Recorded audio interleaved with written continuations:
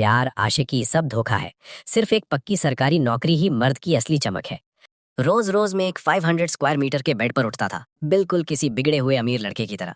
लेकिन अपनी इस परफेक्ट अमीर बच्चे वाली लाइफ को एंजॉय करने के बदले मैं सड़क के कोनों पर खड़ा होकर ट्रैफिक कंट्रोल करता था और गाड़ियों का धुआं अपने अंदर लेता था। मेरी फियांसे ने मेरे मुंह पर मेरा मजाक उड़ाया। लूजिंग यान, ये मत सोचना कि किसी जोकर की तरह एक्टिंग करके तुम मेरा ध्यान अपनी तरफ खींच लोगे। मेरा दिल सिर्फ ब्रदर गू के लिए धड़कता है। यहाँ तक कि मेरे पापा ने भी मुझे कलंक कहा और मुझसे रिश्ता तोड़ने की धमकी दी। तुम लू फैमिली की शर्म हो। लेकिन मुझे इससे कोई फर्क नहीं पड़ा, बल्कि मैं तो खुश हो रहा था क्योंकि मैं एक बिल्कुल पागल दुनिया में आ गया था। इस दुनिया में गुस्से वाले बड़े बड़े सीईओज किसी को भी जान से मार सकते थे बिना किसी डर के। बस उन्हें एक अजीब सी बात बोलनी होती थी कि आसमान का फैसला बदल गया है। जैसे ही वो ये बोलते, कोई भी आम फैमिली एक रात में भिखारी बन जाती थी। किसी को मारना पीटना यहाँ प्यार जताना माना जाता था। अगर तुम देखने में अच्छे हो तो तुम सही हो। ड्रैगन किंग्स लड़ाई के मैदान से लाखों पुराने सैनिकों के साथ वापस आते थे, जो पूरा एयरपोर्ट जाम कर देते थे। फिर भी ट्रैफिक पुलिस को कुछ दिखाई नहीं देता था। और मैं था लू जिंगयान, जिन्हाई के सबसे अमीर फैमिली का दूसरा छोटा बेटा। बड़ी इज्जत, इतना सुंदर चेहरा की सिस्टम हिलाते, और सबसे अच्छी पढ़ाई। देखने में तो मैं पक्का एक जीता जागता विनर था। फिर भी इस दुनिया में मुझे एक गंदे विलन का रोल दिया गया था। मेरा पूरा काम बस उन आम ड्रैगन किंग्स और पहाड़ों से आए चमत्कारी डॉक्टर्स के रास्ते का पत्थर बनना था। ना सिर्फ मेरी फियांसे को मुझसे छीना जाना लिखा था, बल्कि आखिरी में मुझे बेघर होकर सड़क पर छोड़ दिया जाना था। ये किस तरह का मजाक था? उस समय मैंने अपना सर पकड़ा और अपने उस बहुत बड़े बेड पर उठकर बैठ गया। अपनी पुरानी जिंदगी में मैं कानून का डॉक्टर था। मैं कानून और ढंग पर भरोसा करता था, और अब इस जिंदगी में मुझसे उम्मीद की जा रही थी कि मैं एक बिना दिमाग का विलन बनूं, जिसे एक हीरो का निशान कंट्रोल करे। बिल्कुल उसी समय मेरे सोले के कमरे के लकड़ी के बड़े दरवाजे जोर से खुले। एक बूढ़ा आदमी जिसके बाल सफेद थे, घबराया हुआ अंदर आया। उसके चेहरे पर ऐसा डर था जैसे आसमान गिरने वाला हो। वो लू फैमिली का नौकर था, अंकल फू। दूसरे छोटे मास्टर, बहुत बुरा हुआ है। मिस गू सच में जा रही हैं। वो नीचे हंगामा कर रही हैं और कह रही हैं कि वो आपसे रिश्ता तोड़ना चाहती हैं। वो कहती हैं कि आपका टोकना उनका दम घोटता है। जल्दी चलिए और उन्हें मनाइए। अगर आपने देर की तो वो सच में उस सिक्योरिटी गार्ड के साथ चली जाएंगी जिसका नाम ये है। जैसे ही मैंने वो पुरानी जानी पहचानी बातें सुनी, मेरा सर दर्द करने लगा। गू किंग चैन, असली कहानी की वो कमजोर सी लड़की हीरोइन, और वही औरत जिसके पीछे इस शरीर का पुराना मालिक अपनी पूरी जिंदगी पागल था। कहानी के हिसाब से आज वो बड़ा दिन था जब गू किंग चैन मुझे छोड़कर ये फान के पास चली जाएगी। वो ड्रैगन किंग जो अभी देश वापस आया था। असली में अगर मैं होता तो क्या करता? घुटनों पर बैठकर उसे ना जाने की भीख मांगता, उस पर पागलों की तरह पैसे फेंकता, या चिल्लाता तुम मेरी औरत हो, और उसे जबरदस्ती बंद कर देता, और फिर सही समय पर आने वाले ड्रैगन किंग से अपना सर फुड़वा लेता। बस ये सोचकर ही मुझे हंसी आ रही थी। लेकिन बिल्कुल उसी पल एक ठंडी कंप्यूटर जैसी आवाज मेरे दिमाग के अंदर गूंजी। मालिक के अंदर होश आने का पता चला है। विलन का बदला लेने वाला सिस्टम अब शुरू हो रहा है। इस लड़की की ब्रेकअप की धमकी के सामने कृपया चुने। ऑप्शन ए, घुटनों पर बैठकर भीख मांगे कि वो ना जाए और 50 मिलियन युआन ब्रेकअप का पैसा दे। इनाम, सबसे बड़ा पागल आशिक का नाम। ऑप्शन बी, विलन बनने से मना करें, परीक्षा देकर कानून के अंदर आए और जो भी कानून तोड़े उसे पकड़ें, चाहे वो ड्रैगन किंग्स हो या गुस्से वाले बड़े बड़े सीईओज। इनाम, कानून का देवता पुलिस सिस्टम और एक शुरुआती तोहफा। क्या इसमें भी कुछ पूछने की जरूरत थी? अगर किसी का दिमाग पत्थर का नहीं है तो कोई भी समझदार आदमी जान जाएगा क्या चुनना है। एक ऐसी दुनिया में जहां दिमाग खत्म हो चुका था, वहां रास्ता ये नहीं था कि किसका मुक्का बड़ा है। रास्ता ये था कि सरकारी ताकत बनो और कानून से इन अनपढ़ लोगों को तमीज सिखाओ। मेरी आंखें एकदम साफ हो गईं। मैंने अंकल फू की तरफ बिना किसी परवाह के देखा। वो पक्का ये देखने का इंतजार कर रहे थे कि उनका छोटा मास्टर अभी रो पड़ेगा, लेकिन जैसे ही उन्होंने मेरी ठंडी आवाज सुनी, वो डर से कांप गए। छोटे मास्टर, क्या मैं पैसे वाली चेकबुक तैयार करूं या मिस बू को बांधने का इंतजाम करूं? बांधने का? मैं खड़ा हुआ और बड़ी खिड़की के पास गया। फिर मैंने एक झटके में भारी पर्दे हटा दिए। तेज धूप कमरे में आ गई। मैं उसकी तरफ घूमा। मेरी आवाज इतनी ठंडी थी कि डर लग जाए। वो तो कानून के खिलाफ किसी को बंद करना होगा। फिर मैंने कहा, पढ़ने वाले कमरे में जाओ और मेरे लिए कुछ किताबें लेकर आओ। अंकल फू की आंखें चमक उठी। उन्हें लगा कि मैंने आखिरकार पढ़ाई करके एक लड़की को पाने का फैसला कर लिया है। क्या आपको प्यार के 36 तरीके या किसी औरत का दिल जीतने वाली किताब चाहिए? मैं अभी खरीदने जाता हूँ। नहीं, मैंने अपना सर हिलाया और एक एक शब्द साफ साफ कहा। मेरे लिए सबसे नई सरकारी नौकरी के टेस्ट की किताब लाओ, नई लिखने वाली और कानून की बातें सिखाने वाली किताबें लाओ, और पुलिस की पढ़ाई का पूरा सेट लाओ। मैं सरकारी नौकरी का इम्तिहान देने वाला हूँ। अंकल फू का मुंह इतना खुला कि उनका निचला जबड़ा जमीन से जा लगा। उन्हें सच में शक हुआ कि उनके कान खराब हो गए हैं। और गु क्विंगचिंग को ये कह दो, अगर वो जाना चाहती है तो वो जा सकती है, लेकिन वो नीचे इस तरह चिल्लाना बंद करे जैसे कोई मर गया हो। मुझे इस नाटक में कोई दिलचस्पी नहीं है। लेकिन छोटे मास्टर, वो मिस गू हैं। आपने उनसे पूरे 3 साल प्यार किया था। आप उनके लिए अपनी जान दे देते थे। आप सच में उनके पीछे नहीं जा रहे? मैंने उसकी तरफ ऐसे देखा जैसे मैं किसी बेवकूफ को देख रहा हूँ। हमारे कानून के मुताबिक किसी को बहुत ज्यादा परेशान करना जिससे दूसरे की जिंदगी खराब हो, वो दंगा फसाद करने जैसा है। मैं एक कानून मानने वाला नागरिक हूँ। मैं ऐसी सस्ती हरकतें नहीं करता। जाओ, किताबें लेकर आओ। कल इम्तिहान के नाम लिखवाने का आखिरी दिन है। अगर तुमने मेरी सरकारी नौकरी में आने का मौका देर किया तो क्या तुम इसकी जिम्मेदारी लोगे? अंकल फू कानून के उन भारी शब्दों से एकदम सुन्न हो गए। फिर सिस्टम के बोलने की आवाज दोबारा आई। कानून का देवता पुलिस सिस्टम कामयाबी से जुड़ गया है। बधाई हो मालिक, आपको शुरुआती तोहफा मिल गया है। एक ऐसी ताकत मिली है जिससे आप एकदम शांत रहेंगे। इससे आप पर किसी हीरो का जादू नहीं चलेगा। जब आप कानून की पढ़ाई, जुर्म की जांच और केस सुलझाना सीखेंगे तो आपके सोचने की ताकत इंसानियत के सबसे ऊंचे स्तर पर चली जाएगी। देखते ही याद होने वाली ताकत शुरू हो गई है। सोचने की शक्ति बहुत बढ़ गई है। जैसे ही सिस्टम की बात खत्म हुई, मुझे अपने दिमाग के अंदर एक ठंडक महसूस हुई। गुकिंग चैन से जुड़ी वो सारी गंदी और चिपचिपी पुरानी यादें एक झटके में साफ हो गईं।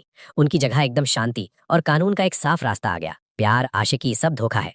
सिर्फ एक पक्की सरकारी नौकरी ही मर्द की असली चमक है। आधे घंटे बाद अंकल फू पसीने में भीगे हुए वापस आए। उनके हाथ मोटी मोटी किताबों से भरे हुए थे। बिना एक भी शब्द खराब किए मैंने किताबें उठाई और पढ़ना शुरू कर दिया। अगर किसी ने वो नजारा देखा होता तो उनका मुंह खुला का खुला रह जाता। जिन्हाई का वो बदनाम अमीर लड़का अपने आलिशान घर के अंदर बैठकर ऐसे सवाल हल कर रहा है जैसे उसकी जान इस पर टिकी हो। मेरे पढ़ने की रफ्तार बहुत तेज थी। जैसे ही मेरी आंखें एक पन्ना देखती, उसके अंदर की जरूरी बातें और कानून के रास्ते मेरे दिमाग में छप जाते। वो सूखे और बोरिंग सवाल अब मुझे खराब नहीं लग रहे थे। मेरी आंखों में वो हथियार बन चुके थे। ऐसे हथियार जो इस पागल दुनिया को दोबारा सीधा करने के काम आएंगे। वक्त एक एक सेकंड करके बीतता गया, जब तक कि पढ़ाई वाले कमरे की शांति नीचे से आने वाले शोर से दोबारा नहीं टूट गई। फिर दरवाजा खुला और अंकल फू वापस आए। इस बार उनका चेहरा और भी खराब दिख रहा था। उसमें डर भी था और गुस्सा भी। छोटे मास्टर, ये तो हद है, बिल्कुल हद है। क्या हुआ? क्या उसने घर तोड़ दिया? नहीं, अंकल फू के हाथ कांप रहे थे। मिस गू अकेली नहीं आई हैं, वो अपने साथ एक लॉयर लेकर आई हैं। उस लॉयर ने एक लिस्ट निकाली और कहा कि आपको परेशानी के बदले 50 मिलियन युवान देने होंगे। मिस गू ने यह भी कहा कि अगर आपने आज पैसे नहीं दिए तो वो इंटरनेट पर लाइव आकर आपकी सारी बातें खोल देंगी। उन्होंने कहा कि आपने उनके दिमाग के साथ खेला और आप उन्हें मारते पीटते भी थे। जैसे ही मैंने वो सुना, मेरा हाथ रुक गया। 50 मिलियन और इंटरनेट पर बदनामी भी। क्या ये सीधा सीधा पैसे ऐंठने, एक्सटॉर्शन का जुर्म नहीं था? बहुत बढ़िया। मैंने अभी अभी कानून के अंदर संपत्ति के जुर्म का हिस्सा पढ़कर खत्म किया था और परेशान था कि मेरे पास सीखने के लिए कोई असली केस नहीं था। एक शिकारी की तरह मेरी आंखों में चमक आई, जैसे उन्होंने शिकार देख लिया हो। मैं खड़ा हुआ, अपनी साफ शर्ट के कफ्स ठीक किए और दरवाजे की तरफ बढ़ा। तो वो मुझसे पैसे की बात करने के लिए एक लॉयर लेकर आई है। मजेदार है। चलिए अंकल फू, जब हमारे मेहमान खुद को पकड़वाने के लिए इतनी जल्दी में है तो हम दरवाजा खोलकर उनका स्वागत कैसे ना करें?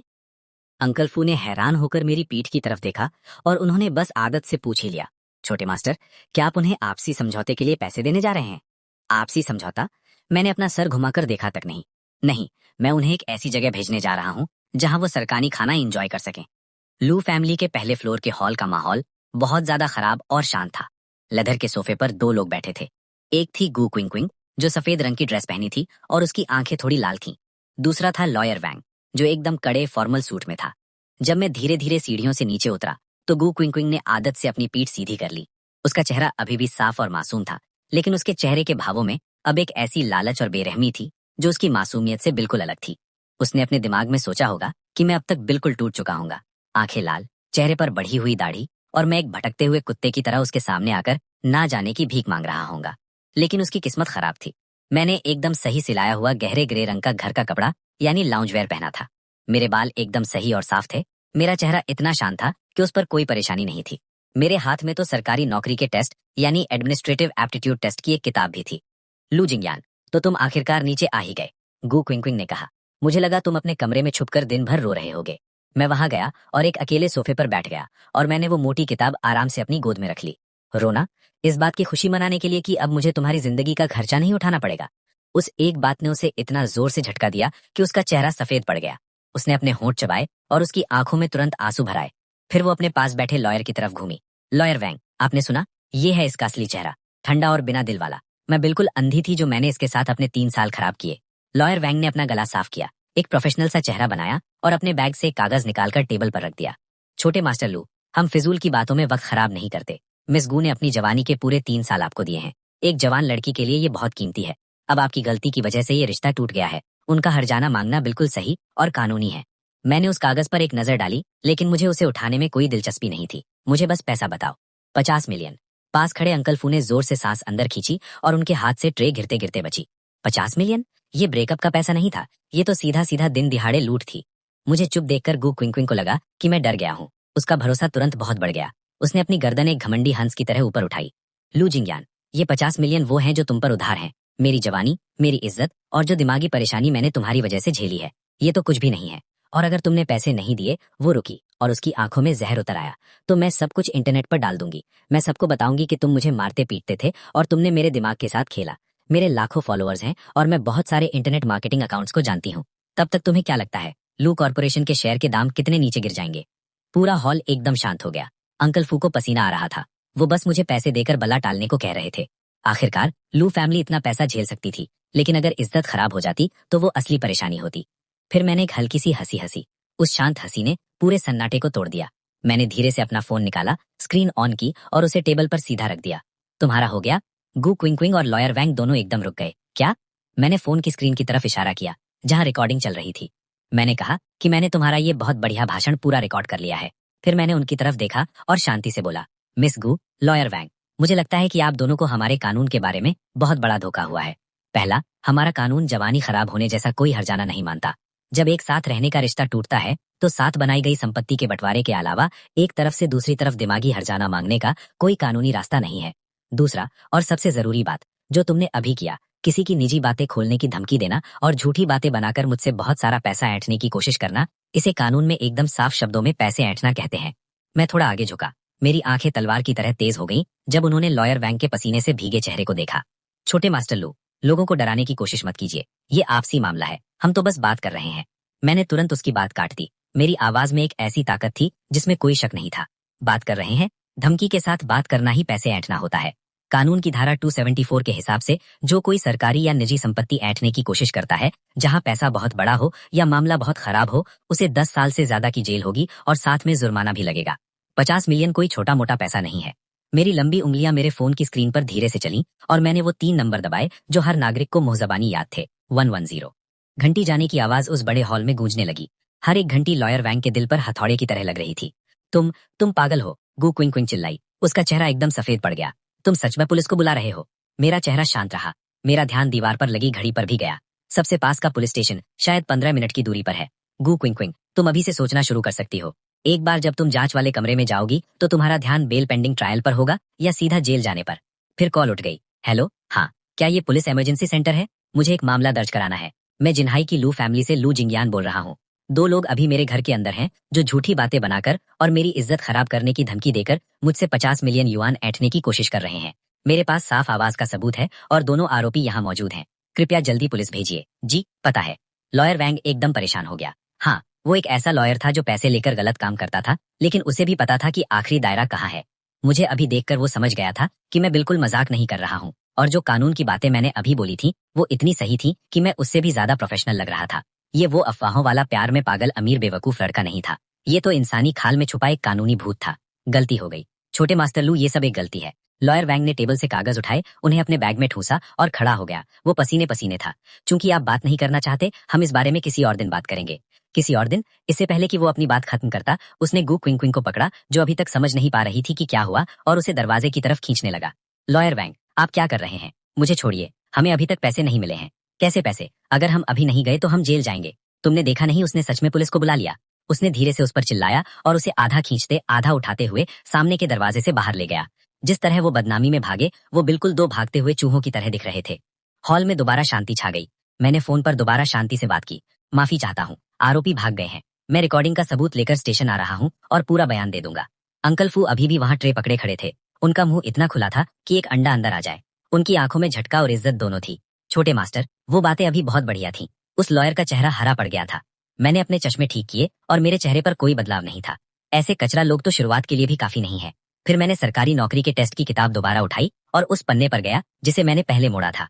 धूप बड़ी खिड़की से अंदर आ रही थी और मुझ पर पड़ रही थी, जिससे मेरे शांत चेहरे पर एक सोने की परत जैसी चमक आ गई थी।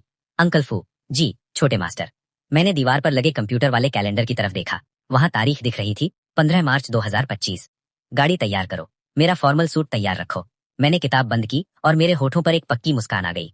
कल पुलिस के इम्तिहान का इंटरव्यू है। अब जब सारा आम कचरा साफ हो गया है तो ये सही समय है कि मैं इम्तिहान के कमरे को भी साफ करने जाऊं। पुलिस के इम्तिहान के इंटरव्यू के वेटिंग रूम में सस्ते सूट पहने हुए दूसरे कैंडिडेट्स भरे थे। उनमें से हर एक एकदम सीधा बैठा था, मुंह में कुछ बोल रहा था और उनकी पढ़ाई की किताबें पसीने से भीगी थीं। हवा में डर, परेशानी और उस घुटन देने वाले डर की बू थी जो किस्मत का फैसला आने से पहले होती है। फिर मैंने दरवाजा खोला। उसी समय आखिरी समय पर याद करने की वो गूंजती हुई आवाजें एकदम रुक गईं। मैंने एक गहरे ग्रे रंग का सिलाया हुआ इटालियन सूट पहना था। मेरी आस्तीन के 2 सफायर कफलिंग्स लाइट के नीचे एक ठंडी चमक दे रहे थे। दूसरों की तरह मैं डर कर अंदर नहीं आया या खुद को छोटा नहीं दिखाया। मैंने आराम से कोने में एक जगह चुनी और ऐसे बैठ गया जैसे कोई आदमी अपने खुद के बगीचे में शाम की चाय एंजॉय कर रहा हो। अरे तेरी, क्या ये जिन्हाई का बदनाम अमीर आशिक लड़का लू जिंगयान नहीं है? क्या वो गलत जगह आ गया है? वो शायद यहाँ बस मजा लेने आया है। उसका ये अकेले का सूट ही मेरी 10 साल की कमाई के बराबर होगा। आसपास लोग मक्खियों की तरह धीरे धीरे बातें कर रहे थे। मैंने उन शोर पर ध्यान नहीं दिया। मेरी उंगलियां धीरे से मेरे घुटने पर थपथपाने लगीं। कैंडिडेट नंबर 8, लू जिंगयान, कृपया अंदर आइए। जब उस लड़की ने मेरा नाम पुकारा तो उसकी आवाज भी थोड़ी कांप रही थी। मैं खड़ा हुआ, अपना कॉलर ठीक किया और उन सभी लोग की आंखों के सामने से, जो हैरान थे, जल रहे थे और मेरा नुकसान देखना चाहते थे, शांति से इम्तिहान के कमरे की तरफ चल दिया। मैंने दरवाजा खोला। 3 जांच करने वाले एग्जामिनर एक लाइन में बैठे थे। बीच में बैठा सबसे बड़ा एग्जामिनर एक आधे उम्र का आदमी था जिसका सिर गंजा था और चमक रहा था। उसके बाएं तरफ चश्मा पहने एक औरत बैठी थी, लेकिन दाएं तरफ बैठे आदमी को देखकर मेरी नजर आधे सेकंड के लिए रुक गई। वो लगभग 45 साल का दिखता था, छोटे बाल, गहरा रंग और उसकी आंखें तलवार की तरह तेज थीं। वो था लेटिंग, जिन्हाई के जुर्म की जांच करने वाली टीम क्रिमिनल इन्वेस्टिगेशन यूनिट का कैप्टन। मेरे होठों के कोने पर एक ऐसी मुस्कान आई जो किसी को दिखाई ना दी। लगता है ये इंटरव्यू अब मजेदार होने वाला है। गुड मॉर्निंग एग्जामिनर्स, मैं कैंडिडेट नंबर 8 लू जिंगयान हूँ। मैंने धीरे से सिर झुकाया। मेरा झुकना एकदम सही था, जिसमें कोई गलती नहीं निकाल सकता था। फिर मैं बैठ गया। मिस्टर लू, मैंने आपका कागज देखा है। बड़े एग्जामिनर ने अपने हाथ के कागजों को पलटते हुए कहा। कानून का डॉक्टर, लू कॉर्पोरेशन का दूसरा बेटा। अगर साफ कहूं तो एक सरकारी नौकरी की कमाई शायद आपके सूट के कफलिंग खरीदने के लिए भी काफी नहीं होगी। उसने मेरे सुंदर चेहरे की तरफ देखा, फिर दोबारा कागज देखने लगा। उसने अपने माथे को इतना सिकोड़ा जैसे वो किसी मक्खी को दबा देगा। तो मुझे बताइए, क्या आप यहाँ मजा लेने आए हैं या फिर आप बस ये देखना चाहते हैं कि आम लोग कैसे जीते हैं? ये एक ऐसा सवाल था जहाँ इंसान फंस जाए। अगर मैं कहता कि मैं लोगों की सेवा करने आया हूँ तो वो झूठ लगता। अगर मैं कहता कि अपने सपने के लिए आया हूँ तो वो खाली लगता। पास बैठी औरत एग्जामिनर मुझे ऐसे देख रही थी जैसे वो कोई तमाशा देखने का इंतजार कर रही हो।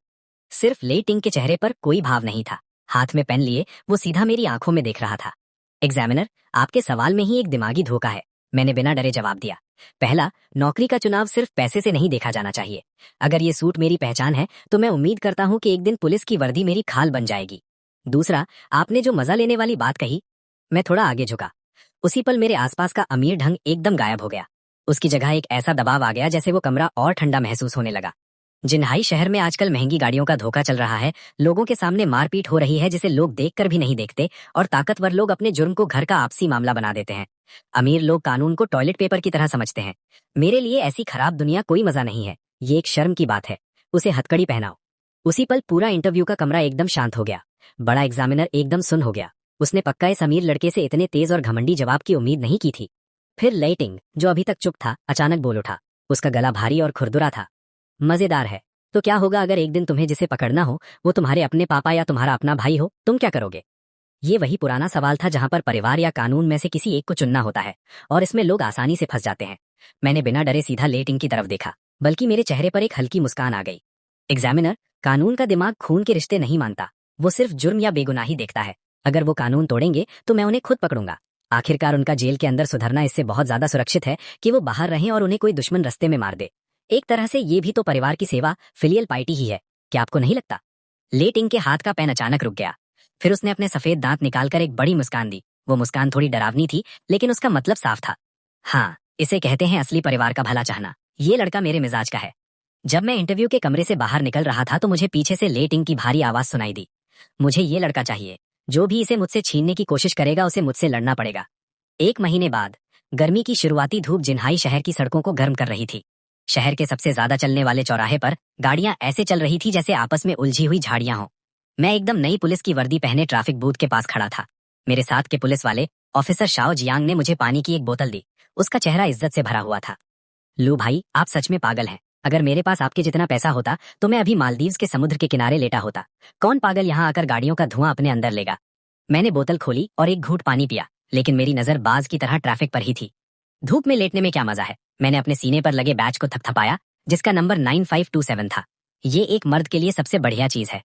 शाओ जियांग ने अपना सिर खुजलाया और बेवकूफों की तरह हंसा। मुझे ज्यादा समझ तो नहीं आया, लेकिन सुनने में ये एकदम सही लगता है। बिल्कुल उसी समय एक गाड़ी के इंजन की बहुत जोर की आवाज हवा में गूंजी। दूर से एक एकदम काली बुगाटी वेरॉन उस चौराहे की तरफ बिजली की तरह आई। वो लाल बत्ती को एकदम छोड़कर बहुत घमंड से आगे बढ़ रही थी। जो गाड़ियां कानून के हिसाब से चल रही थीं, वो इतनी डर गईं कि उन्होंने तुरंत ब्रेक लगाया और रास्ते से हट गईं। एक झटके में पूरा चौराहा खराब हो गया। ब्रेक की जोर की आवाज और ड्राइवरों के गुस्से वाले चिल्लाने की आवाज हर तरफ गूंजने लगी। वो लिमिटेड एडिशन बुगाटी है। पूरी दुनिया में ऐसी सिर्फ 3 गाड़ियां हैं। जिन्हाई में ऐसी गाड़ी चलाने की हिम्मत सिर्फ उस ड्रैगन किंग की हो सकती है जो अभी बाहर से वापस आया है, ये फान। शाओ जियांग का चेहरा तुरंत सफेद पड़ गया और वो आदत से एक कदम पीछे हट गया। तेरी मिट्टी पीते, ये फान की गाड़ी है। लू भाई पीछे हट जाओ। वो कभी ट्रैफिक लाइट्स नहीं मानता। पिछली बार तो ट्रैफिक यूनिट के पुराने वांग को भी उसने मुंह पर बहुत खराब बोला था। पीछे हट जाऊं? मैंने अपनी आंखें उस लोहे के जानवर पर टिकाई जो हमारी तरफ आ रहा था। मैं न सिर्फ पीछे नहीं हटा, बल्कि मैं सीधा सड़क के बीच में चला गया। मैंने अपनी टोपी का सामने का हिस्सा ठीक किया, अपनी कमर से बॉडी कैमरा निकाला और उसे चालू कर दिया। देखो और सीखो शाओ जियांग। आज मैं इस ड्रैगन को सिखाऊंगा कि ट्रैफिक के नियम क्या होते हैं। लू भाई, क्या आप पागल हो गए हैं? अगर उस गाड़ी ने आपको टक्कर मार दी तो? मैं पीछे नहीं मुड़ा। मैंने बस अपना दाहिना हाथ उठाया जिसमें सफेद दस्ताना पहना हुआ था और रुकने का एकदम सही इशारा किया। मेरी वर्दी एकदम सीधी थी जैसे कोई पेड़ हो। बुगाटी वेरॉन हवा के एक झटके के साथ मेरी तरफ आई। गाड़ी का सामने का हिस्सा मेरे घुटने के इतने पास आकर रुका कि लगभग छू ही गया था और उसके टायरों ने जमीन पर 2 लंबे काले निशान छोड़ दिए जिससे जोर की आवाज आई। जले हुए रबड़ की बू तुरंत हवा में फैल गई। खिड़की नीचे हुई। ये फान का चेहरा सामने आया, चश्मा पहने हुए, और उसके चेहरे पर बहुत घमंड था। क्या तुम मरना चाहते हो? कौन अंधा बेवकूफ मेरी गाड़ी रोकने की हिम्मत कर रहा है? ये फान असली कहानी का ड्रैगन किंग। उसे देश वापस आए 3 दिन भी नहीं हुए थे और इस बड़े मालिक को अभी तक यहाँ के ट्रैफिक कानून की आदत नहीं थी, या फिर उसके दिमाग के हिसाब से ट्रैफिक लाइट्स सिर्फ आम लोगों को रोकने के लिए थी। एक हाथ स्टीयरिंग पर रखे उसने अपने होठों को एक अजीब घमंडी मुस्कान में मोड़ा। छोटे ट्रैफिक पुलिस वाले, रास्ते से हट जाओ। जब तुम्हें मेरी गाड़ी का नंबर पता है तो तुम्हें पता होना चाहिए कि मैं कौन हूँ। अगर तुमने मेरा काम देर किया तो तुम्हारा पूरा परिवार इसकी कीमत नहीं चुका पाएगा। घमंडी, बहुत ज्यादा घमंडी। आसपास के निजी गाड़ियों के मालिक बहुत गुस्से में थे, लेकिन किसी में एक शब्द बोलने की हिम्मत नहीं थी। उन्होंने धीरे से अपनी खिड़कियां नीचे की और अपने फोन उठाए ताकि वो देख सके कि इस छोटे ट्रैफिक पुलिस वाले की कैसे बेइज्जती होती है। आखिरकार ये एक ऐसा आदमी है जिसके सामने बड़े बड़े लोग भी सिर झुकाते हैं। मैंने बस शांति से ये फान की तरफ देखा। मेरे दिमाग के अंदर कानून का सिस्टम पागल हो रहा था। आरोपी का पता चला है। ड्रैगन किंग ये फान मालिक को डराने के लिए गुस्सा दिखा रहा है। शांत रहने वाली ताकत शुरू हो गई है। दिमागी दबाव का कोई असर नहीं हुआ। गलत काम का पता चला है। 3 बार लाल बत्ती तोड़ना, रास्ते की तेजी से 50% से ज्यादा गाड़ी चलाना और पैदल चलने वालों को रास्ता ना देना, तुरंत पकड़ने की सलाह। मैंने एक हाथ उठाया, अपनी टोपी सीधी की और उस गुस्से वाले चेहरे को एकदम साफ सल्यूट किया, एकदम सीधा और साफ।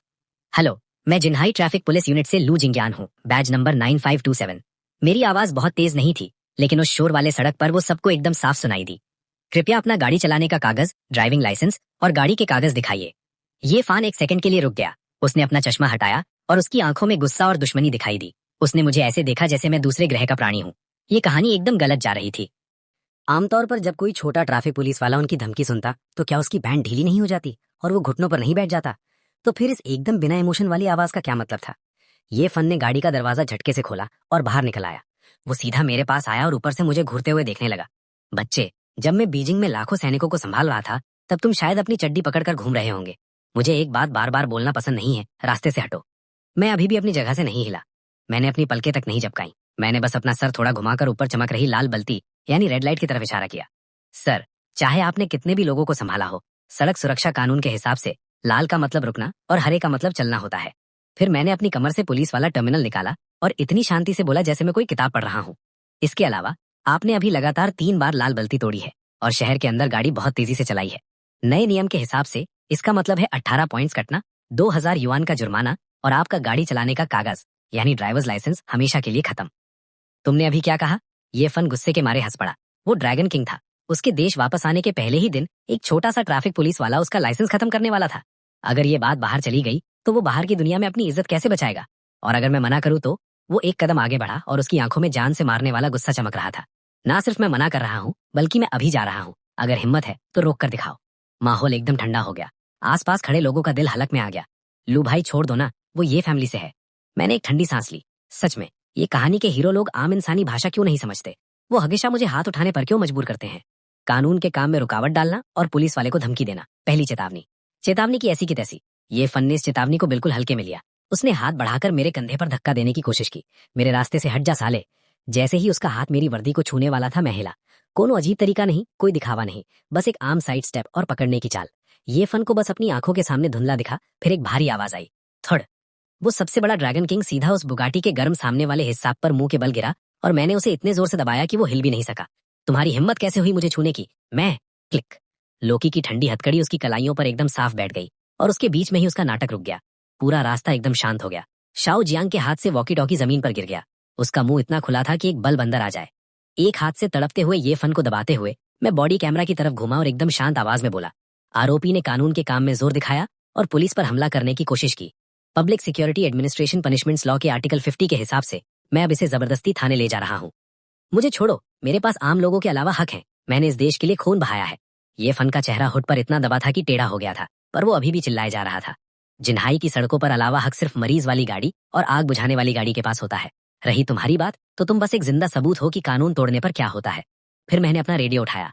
कंट्रोल रूम, मैं 9527 बोल रहा हूँ। फुआन चौराहे पर कानून तोड़ना और पुलिस पर हमले का मामला है। आरोपी को पकड़ लिया है। गाड़ी खींचने वाली गाड़ी भेजिए। और हाँ, आरोपी दिमाग से ठीक नहीं लग रहा, शायद शांत करने वाली दवा की जरूरत पड़े। फोन रखने के बाद मैंने अपने हाथ साफ किए। तब जैसे आसपास के लोग होश में आए। किसी को नहीं पता शुरुआत किसने की, लेकिन अचानक चारों तरफ जोर से तालियों और खुशी की आवाज गूंज उठी। ये पुलिस वाला बहुत बढ़िया है। मुझे उस गाड़ी से पहले से नफरत थी। बड़ी गाड़ी चलाता है तो क्या हुआ, मजा आ गया। असली जनता की पुलिस ऐसी होती है। आसपास की खुशी सुनकर ये फन गुस्से के मारे खून की उल्टी करने वाला था। उसका वापस आना एकदम शानदार होना चाहिए था। तो ये सड़क पर बंदर के तमाशे जैसा कैसे बन गया। कुछ ही मिनट में बैकअप पुलिस की गाड़ियां और टो ट्रक सायरन बजाते हुए आ गए। ये फन को किसी मरे हुए कुत्ते की तरह पुलिस गाड़ी के पीछे वाली सीट पर ठूस दिया गया और वो अभी भी गालियां दिए जा रहा था। मैं तुम्हें एक आखिरी मौका दे रहा हूँ। गु यान चंद ने टेबल के उस पार से अपनी आंखें छोटी करके मुझे देखा। उसकी आवाज इतनी ठंडी थी जैसे वो अरबों का बिजनेस कर रहा हो। ये हथकड़ी खोलो, घुटनों पर बैठो और माफी मांगो, नहीं तो 3 मिनट के अंदर मैं तुम्हें इस दुनिया से गायब कर दूंगा। तुम्हारा बैज, तुम्हारा कागज, सब कुछ मिटा दिया जाएगा। मैं टेबल के पीछे बैठा आराम से अपने हाथ में पेन घुमाते हुए सोच रहा था कि मैं किसी ऐसे जानवर को देख रहा हूँ जिसमें दिमाग ही नहीं है। प्रेसिडेंट गु, ये कानून से चलने वाला समाज है, आपका सीईओ ऑफिस नहीं। बयान लिखने वाला कागज खोला और बिना ऊपर देखे पूछा, नाम? तुम मेरी पहचान जानने के लायक नहीं हो। मुझे तुम्हारे बड़े साहब से मिलना है। मुझे शहर के ब्यूरो चीफ से मिलना है। तुम्हें पता है मेरे हर एक मिनट देर होने से कितना नुकसान होता है। अगर मैं तुम्हें बेच भी दूं तो भी तुम वो पैसा नहीं चुका पाओगे। नाम? गु यानचेन। मैं गु यानचेन हूँ। वो आखिरकार टूट गया। वो बड़ा प्रेसिडेंट गु सच में अपना नाम चिल्ला कर बोला। उसके तुरंत बाद उसने दोबारा अपनी अमीर वाली अजीब बातें शुरू कर दी। सुनो छोटे कॉप, मुझे यहाँ का ढंग पसंद नहीं है। ये बहुत घुटना देने वाला है। मुझे ये कुर्सी भी पसंद नहीं है, ये बहुत कड़ी है। अगर तुम मुझे अभी छोड़ोगे तो मैं चेक पर जितना चाहे पैसा लिख सकता हूँ। फिर गुस्से में उसने अपनी आंखों से अपने सूट के बाएं यानी लेफ्ट पॉकेट की तरफ इशारा किया। खुद निकाल लो। क्या 100 मिलियन काफी है? अगर नहीं तो 10 बिलियन। मैं तुम्हारा ये कचरा ब्यूरो ही खरीद लूंगा और इसे अपना निजी क्लब बना दूंगा। मेरे हाथ का पेन रुक गया। मैंने ऊपर देखकर उसे बड़े ध्यान से पूछा, पुलिस ब्यूरो खरीदोगे? अब डर गए? गु यानचन ने हंसकर कहा। उसे पक्का लगा कि पैसे का जादू चल गया है। ये है पैसे की ताकत। इस दुनिया में ऐसी कोई परेशानी नहीं है जो पैसा खत्म ना कर सके, और अगर है तो इसका मतलब बस ये है कि पैसा कम था।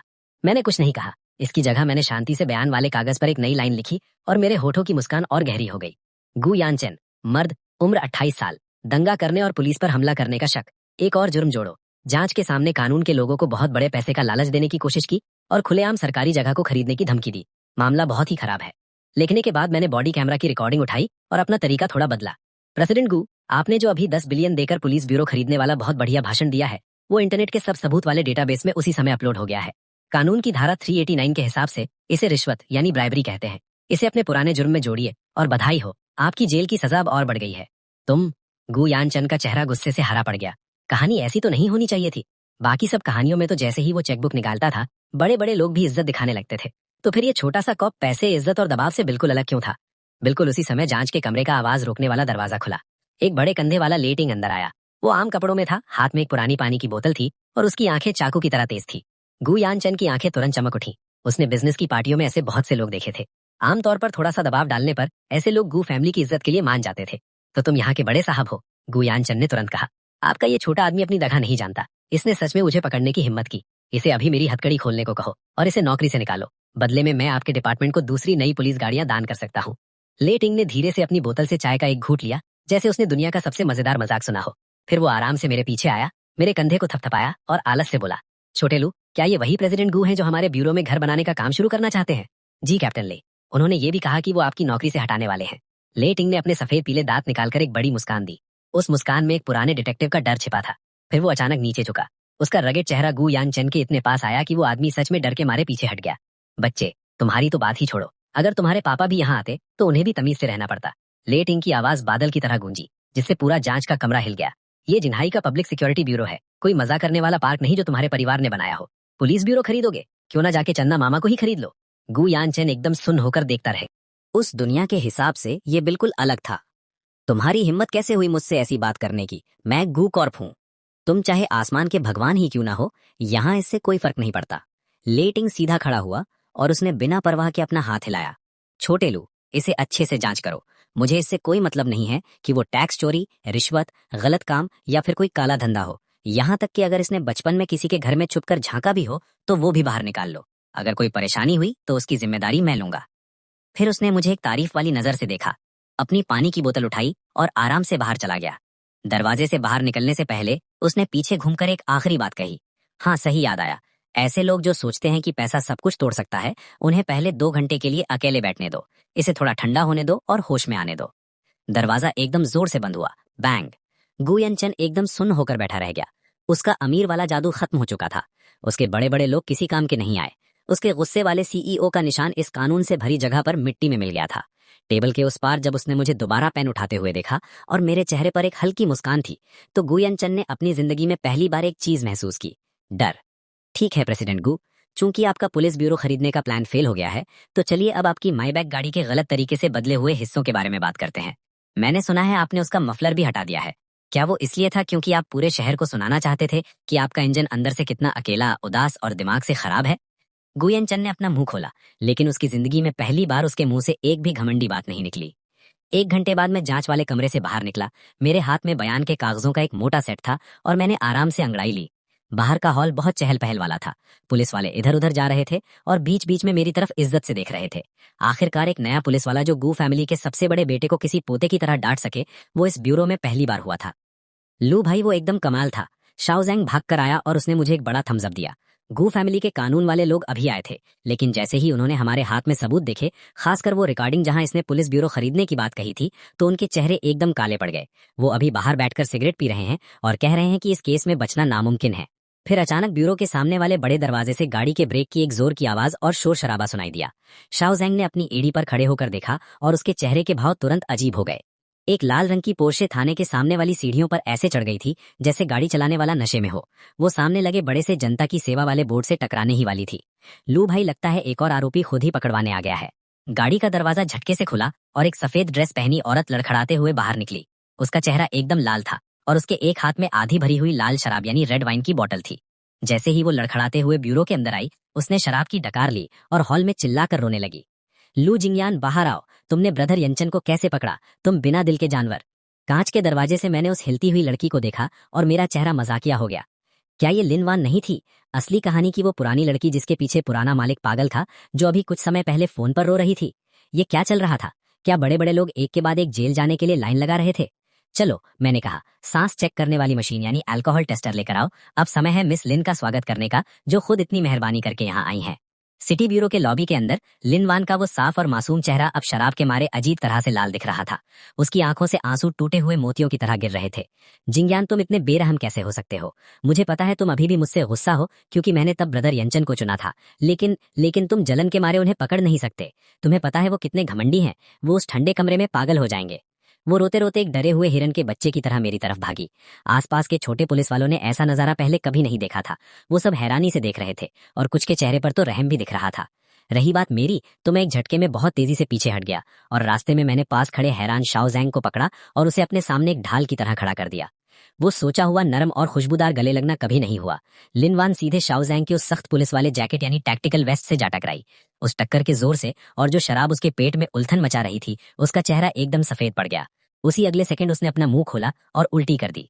लाल शराब और महंगी परफ्यूम की एक गंदी और तेज बू पूरे लॉबी में फैल गई। वो बू इतनी खराब थी कि वो किसी जहरीले हथियार जैसी लग रही थी। मिस लिन, अपनी बातें संभाल कर बोलिए। पहला, गू यंचन को इसलिए पकड़ा गया है क्योंकि उसने कानून तोड़ा है, इसलिए नहीं कि मुझे जलन है। दूसरा, वो घमंडी है या नहीं इससे मुझे कोई मतलब नहीं है। कानून के सामने अगर कोई मोर भी अपने पंख फैलाए तो भी उसे मेरे सामने उन्हें समेटना पड़ेगा। तुम पहले ऐसे नहीं थे। तुम पहले मेरी हर बात सुनते थे। अगर मैं पूर्व कहती थी तो तुम कभी पश्चिम नहीं जाते थे। मुझे उससे बातें करके अपना वक्त खराब करने में कोई दिलचस्पी नहीं थी। मैंने अपनी कमर से एक नारंगी रंग की मशीन निकाली और उसे चालू कर दिया। इसे चेक करो। मशीन एक लाल चमक के साथ ऑन हो गई। उस बू से तो कोई भी समझ जाता कि ये लड़की लाल शराब से अपना मुंह धोती है। जैसे ही लिनवान ने उस मशीन को चमकते हुए देखा, उसके शराब से धुंधले दिमाग को आखिरकार समझ आया। उसके चेहरे पर थोड़ा डर दिखा। तुम क्या कर रहे हो? मैं तो यहाँ किसी को बचाने आई हूँ। तुम मुझे क्यों चेक कर रहे हो? मैंने कोई कानून नहीं तोड़ा। मैंने उसे एक शांत नजर से देखा। फिर मैंने बाहर खड़ी उस लाल पोर्शे की तरफ इशारा किया जिसका सामने का आधा हिस्सा थाने की सीढ़ियों पर चढ़ चुका था। तुम वो गाड़ी चलाकर यहाँ आई हो ना? क्या तुम्हें लगता है नशे में गाड़ी चलाना कोई अलावा अधिकार है, या तुम्हें लगा कि पुलिस स्टेशन के बाहर कोई कैमरा नहीं होता? मैं तो बस बहुत परेशान थी। लिनवान डर गई, उसकी आंखें इधर उधर घूमी और उसने अपने जुर्म को और जोर से रोकर छुपाने की कोशिश की। ब्रदर यंचन को पकड़ लिया था। मैं उदास थी और मैंने बस थोड़ी सी पी थी, सच में बस थोड़ी सी। मैं यहाँ प्यार के लिए भाग कर आई हूँ। तुम ऐसी बात पर मुझसे नियम कैसे देख सकते हो? प्यार के लिए? मैं एक कदम आगे बढ़ा। कानून की वो सख्त ताकत तुरंत नीचे आई, जिससे लिनवान डर के मारे बार बार पीछे हटने लगी। ये इस साल का सबसे मजेदार मजाक है। प्यार कानून तोड़ने की कोई ढाल नहीं और आंसू रिश्ते से बचने का कोई पास नहीं। अगर तुम्हारा स्टीयरिंग व्हील अभी बस 5 सेंटीमीटर और घूम जाता तो तुम जिस चीज से टकराती वो ये सीढ़ियां नहीं होती। मेरे एक एक शब्द हथौड़े की तरह लगे। वो बात सीधे लिनवान के सीने पर लगी। आसपास के पुलिस वाले जो अभी तक थोड़े रहम से इस नाटक को देख रहे थे, वो तुरंत गंभीर हो गए। उनका वो थोड़ा सा नरम दिल एकदम खत्म हो गया। वो सही थे, नशे में गाड़ी चलाना एकदम खतरनाक जुर्म था। ये औरत दूसरों की जिंदगी के साथ खेल रही थी। थूको! मेरी आवाज एक चाबुक की तरह निकली। लिनवान पूरी तरह कांप गई। कुछ सख्त चेहरे वाले पुलिस वालों के सामने उसने कांपते हुए अपने होंठ उस पाइप पर रखे। एक बार फूकने के बाद मशीन पर नंबर बहुत तेजी से ऊपर चढ़ने लगे। लाल बत्ती बहुत तेजी से चमकी और मशीन से एक जोर का अलार्म बजा। Beep beep beep beep. फिर वो नंबर एक जगह रुक गया। 210 मिलीग्राम प्रति 100 मिलीलीटर। पूरा कमरा चिल्ला उठा। ये सिर्फ नशे में गाड़ी चलाना नहीं था, ये तो सड़क पर चलता हुआ एक शराब का बम था। मैंने उस लाल नंबर की तरफ देखा और मेरी आंखों में एक ठंडी चमक आई। बधाई हो मिस लिन। मैंने मशीन को नीचे किया और अपनी कमर के पीछे से हथकड़ी की वो पुरानी जोड़ी इतने आराम से निकाली जो देखने में तरस खाने जैसा था। नहीं, मुझे यकीन नहीं हो रहा, ये इतना ऊपर कैसे हो सकता है? जैसे ही लिनवान ने हथकड़ी देखी, वो पूरी तरह टूट गई। वो चिल्लाई और आगे आने वाली पुलिस वाली को हटाने के लिए हाथ पैर मारने लगी। मैं लिन फैमिली की सबसे बड़ी बेटी हूँ, मैं गु यंचन की फियोंसे हूँ, तो मुझे पकड़ नहीं सकते। लू जिंगयान, ये तुम्हारा बदला है, ये तुम्हारा आपसी बदला है। क्लिक। चाहे वो कितना भी तड़पी, वो ठंडी हथकड़ी बिना किसी रहम के उसकी पतली कलाइयों पर लग गई। उस कानून की ठंडक ने आखिरकार उसके शराब और घमंड से भरे दिमाग को थोड़ा सा साफ किया। इसे ले जाओ, पहले खून का सैंपल लो, फिर इसे शांत होने वाले कमरे में भेजो। जब इसका नशा उतर जाए तो ये अगले कमरे में प्रेसिडेंट गू का साथ दे सकती है। क्या इसने नहीं कहा था कि इसने ये सब प्यार के लिए किया है? तो वो दोनों अंदर बैठकर इस बारे में बात कर सकते हैं। दो पुलिस वाली औरतें आगे बढ़ी और उन्होंने उस कमजोर पैरों वाली लिनवान को दोनों तरफ से पकड़कर अंदर खींच लिया। अब तक ब्यूरो के सामने कांच की दीवार के बाहर बहुत सारे देखने वाले लोग इकट्ठा हो गए थे। उन्होंने अपने फोन सीधे अंदर के नजारे पर टिकाए थे। एक के बाद एक फ्लैश चमक रहा था और कुछ लोगों ने तो वहीं पर लाइव स्ट्रीम चालू कर दी थी और मजेदार बातें बता रहे थे। दोस्तों, ये बहुत बड़ी खबर है। क्या ये प्रेसिडेंट गू की वही गर्लफ्रेंड नहीं है? वो अभी गाड़ी से उतरी और उस बहुत सुंदर पुलिस वाले ने उसे हथकड़ी पहना दी। उन्होंने चेक किया तो 200 से ऊपर आया। क्या इसने कोई नकली शराब पी थी क्या? ये तो एकदम कमाल है। वो पुलिस वाला कौन है? बस 5 मिनट के अंदर उसने शहर के 2 सबसे बड़े खराब अमीर लोगों को अंदर कर दिया। मैं आज से इसे अपना नया हीरो मान रहा हूँ।